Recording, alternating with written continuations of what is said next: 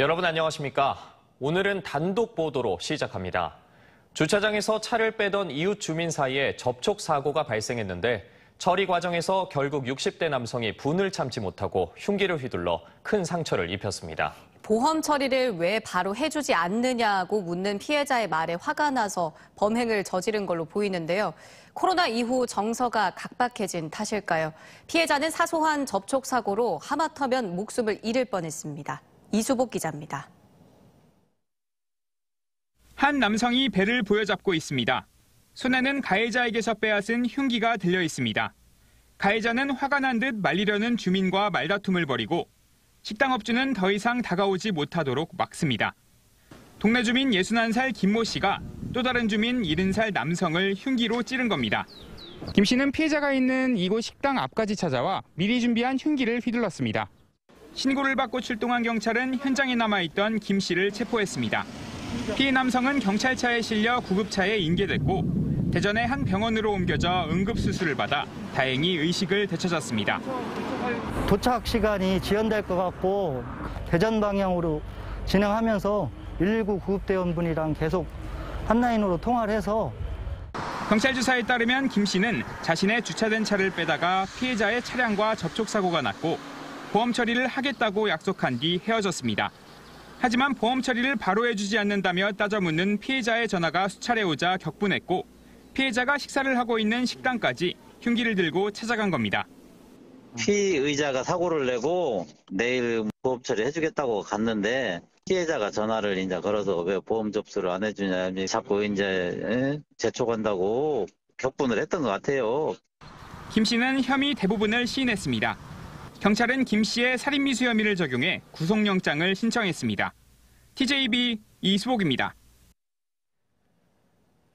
지난 10일 오전 11시쯤 청양군 정산면의 한 야산에서 유해조수 퇴치 작업을 하던 50대 엽사 A씨가 숨진 채 발견됐습니다. 작업을 나간 지 만 하루가 지나도 돌아오지 않는다는 가족의 신고를 받고 수색에 나선 경찰은 오른쪽 팔 등에 총상을 입은 채 야산에 숨져 있는 A씨를 발견했습니다.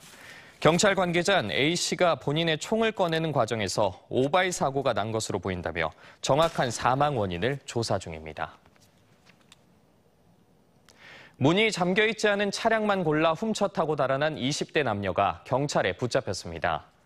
대전 중부경찰서는 지난달 5일부터 26일까지 20일 넘게 대전과 부산, 경남 등 전국 주차장을 돌며 차량 6대를 훔쳐 타고 달아난 혐의로 24살 남성 A씨를 붙잡아 구속하고 여자친구인 24살 B씨를 불구속 입건했습니다.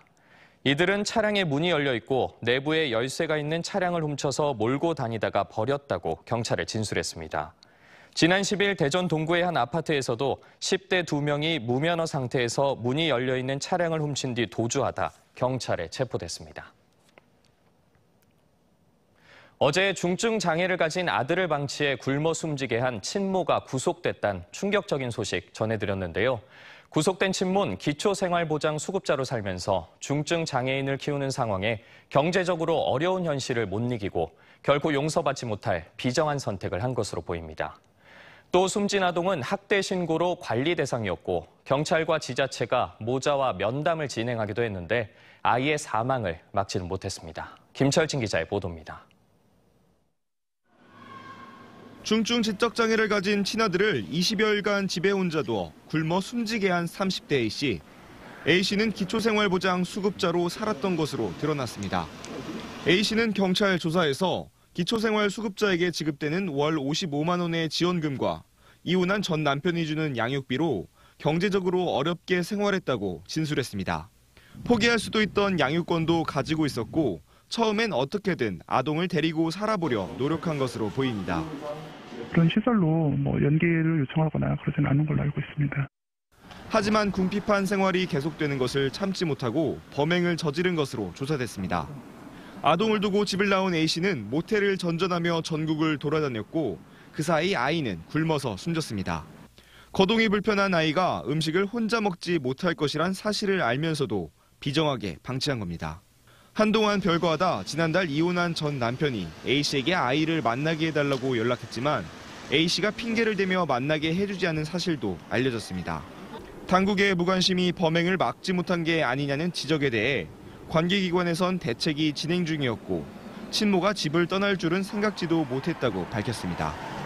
지난 1월 지인의 학대 의심 신고 이후 아동은 사례관리 대상으로 지정됐고 아산시와 아동보호 전문기관은 지난달 11일까지 A씨와 아동을 상대로 2차례 대면 면담을 가졌습니다.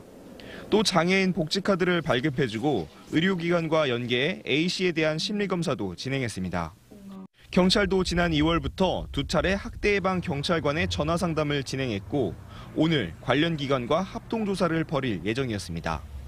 다만 이 같은 과정에 벌어진 친모의 비정한 선택은 사회에 허탈함만 주고 있습니다.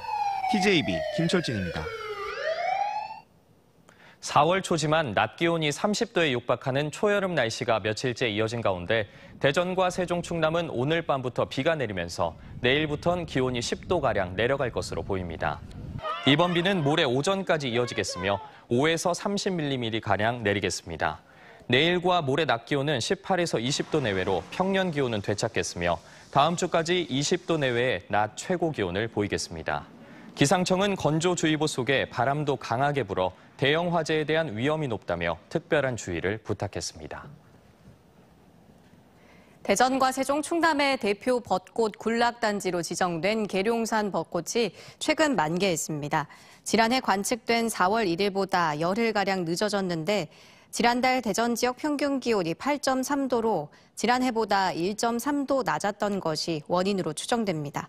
대전지방기상청은 계룡산 국립공원 치안센터 맞은편 벚나무 3그루를 기준으로 한 나무의 꽃이 80% 이상 활짝 피었을 때를 공식적인 만발로 봅니다. 국민의힘이 충청권 광역단체장에 대한 경선 대상을 발표했습니다. 대전은 박성효 전 대전시장이 동일 지역 3번 이상 낙선자 공천 배제 방침에 따라 결국 탈락했고 장동혁 전 시당위원장도 컷오프되면서 내부 반발을 불렀는데요. 민주당은 오늘 후보 면접을 시작했는데 AI 면접을 도입했습니다. 서울방송센터 이선학 기자입니다. 국민의힘이 대전시장 최종 경선 후보로 이장우 정용기 전 의원과 정상철 전 충남대 총장 등 3명을 확정했습니다. 박성효 전 대전시장은 공천 신청을 냈지만 동일 선거구 3번 이상 낙선자 공천 배제라는 규정이 적용돼 경선 후보에서 탈락한 겁니다. 경선 탈락에 대해 박 전 시장은 입장 발표를 유보했지만 앞서 공천룰이 수정되지 않으면 특단의 결정을 내리겠다는 뜻도 내비쳐 무소속 출마 가능성이 제기된 바 있고 지지자들의 강한 반발이 예상되고 있습니다. 장동혁 전 대전시당 위원장도 세대교체 이미지를 구축해왔지만 박 전 시장과 함께 경선 탈락이란 고배를 마셨습니다. 반면 전략공천 논란이 일었던 충남지사 선거는 김동완 박찬호 전 의원과 삼선의 김태흠 의원이 경선 대상에 포함됐고 김 의원이 경선 참여 의사를 밝힌 만큼 어느 정도 갈등이 봉합되는 분위기입니다. 윤석열 정부의 성공을 위하여 반드시 승리하여 새로운 충남시대를 열어가겠다는 각오입니다. 그리고 공정한 경선을 통해서 제가 후보가 될 수 있도록 하겠습니다. 세종시장은 최민호 전 행복도시 건설청장과 성선재 전 헌법재판소 연구원 등 2명으로 압축됐습니다. 국민의힘은 오는 14일부터 5일간 선거운동을 하고 책임당원 투표와 여론조사를 각각 절반씩 반영해 최종 후보를 선출하게 됩니다. 더불어민주당은 충청권 광역단체장 후보자들에 대한 면접 절차에 들어갔는데 정당 최초로 빅데이터를 활용한 AI 면접을 도입했습니다. 대전에선 허태정 대전시장과 장종태 전 서구청장이 면접에 응했습니다. 한반운동장 철거를 놓고 공천 갈등이 수면 위로 떠오른 상황에서 공천 결과가 주목됩니다. 세종은 이춘희 현 시장과 조상호 전 세종시 부시장, 배선호 전 시당 부위원장이, 충남은 양승조 충남지사와 황명선 전 논산시장이 공천 면접에 참여했습니다. 민주당은 오는 15일 충청권 단체장에 대한 경선 대상을 확정합니다. TJB 이선학입니다. 6일 지방선거를 앞두고 선거구별 관전 포인트와 후보자들을 살펴보는 기획보도 오늘은 세종시장 선거전을 살펴봅니다. 이춘희 시장이 3선에 도전하는 세종은 지난 대선에서 패배한 민주당이 충청권에서 유일하게 우세를 보인 지역이죠. 하지만 윤석열 당선인의 후광 효과를 바탕으로 한 국민의힘 추격세가 만만찮아서 어느 때보다 치열한 접전이 예상됩니다. 노동현 기자입니다. 세종시는 인구가 38만 명에 불과하지만 행정 수도라는 상징적 의미가 큰 도시입니다. 지난 3월 대선에선 충청권에서 유일하게 이재명 후보가 국민의힘 윤석열 당선인을 7% 격차로 앞서며 민주당의 텃받침을 입증했습니다.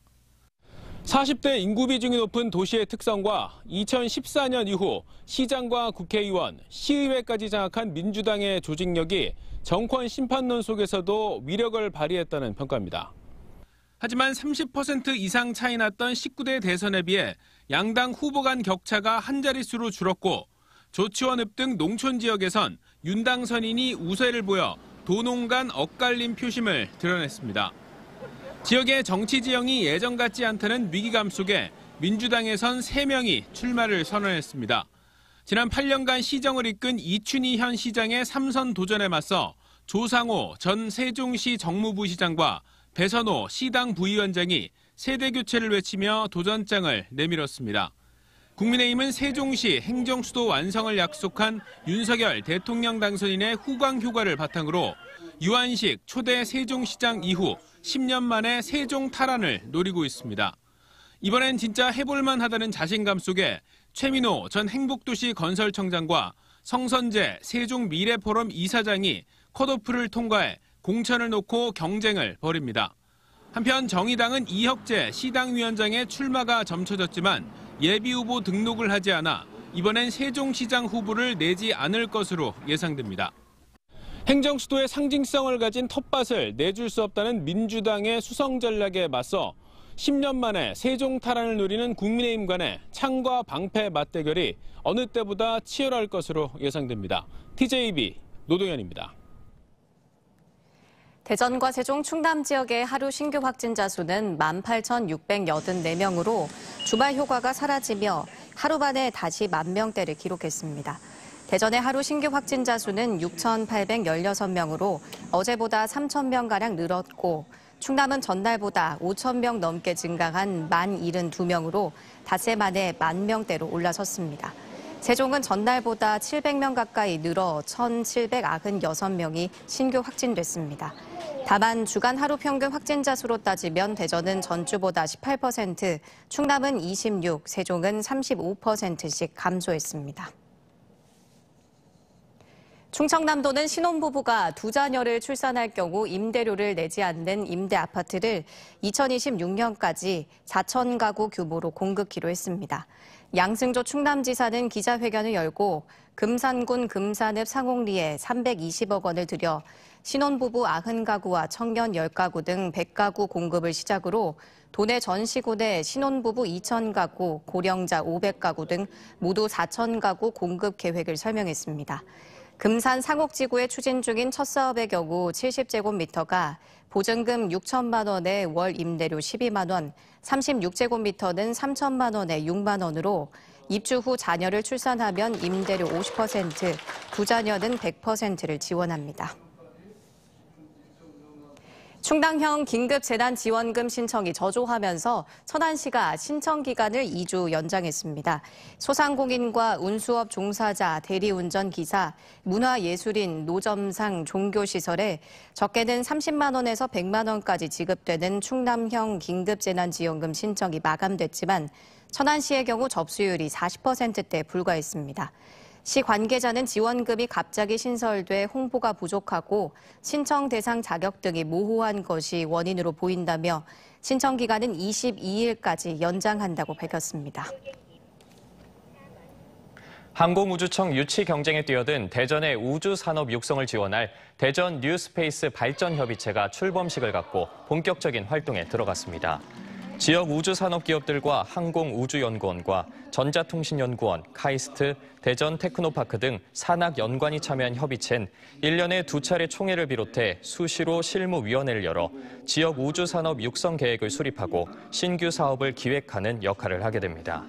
대전시는 윤석열 대통령 당선인이 공약한 항공우주청 유치를 놓고 경남과 경쟁을 벌이고 있습니다. 주차 문제로 다투다 상대를 실명에 이르게 한 50대 남성 2명에게 집행유예형이 내려졌습니다.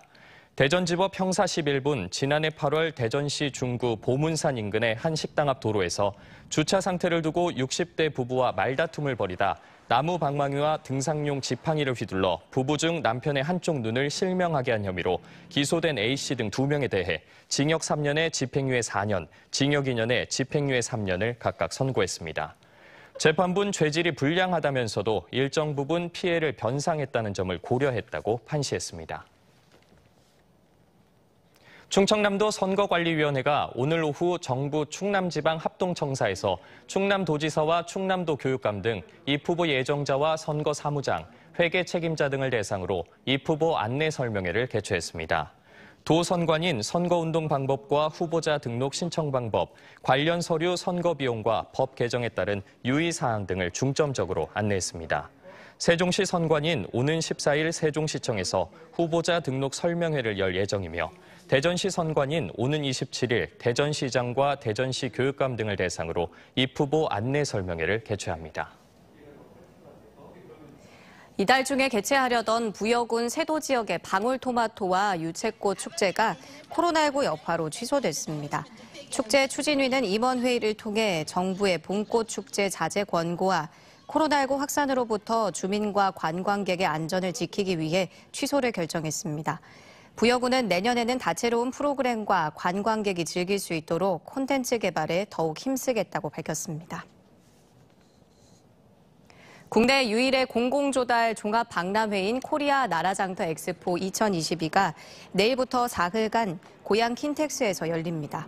이번 엑스포는 역대 최대 규모인 500개 우수 조달 기업이 참가한 가운데 신기술 혁신 제품을 한자리에서 살펴볼 수 있는 혁신 성장관을 비롯해 모두 13개 전시관이 운영됩니다.